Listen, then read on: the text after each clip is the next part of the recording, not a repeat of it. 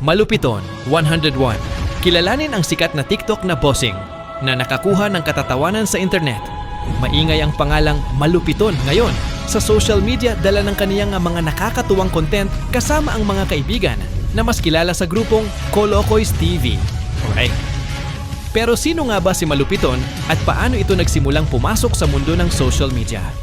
Alamin natin yan sa latest vlog ni Ninong Ry, kung saan tampok ang masayang kainan at kwentuhan kasama si Joel Ravanera, aka Malupiton.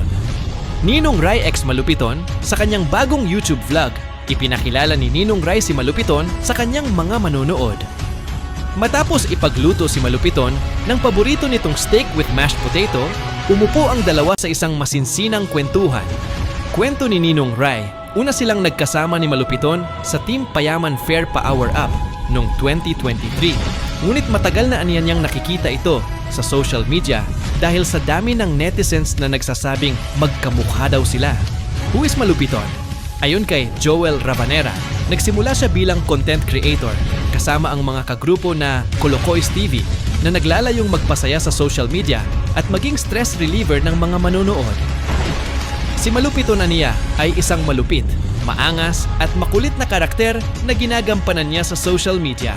Kuyat, pangarap daw talaga niyang maging isang abogado, ngunit kapos sa pera ang kaniyang pamilya. Madami ring pinasok na trabaho si Joel, gaya ng pagtitinda ng turon, passport cover, at pagiging staff sa restaurant.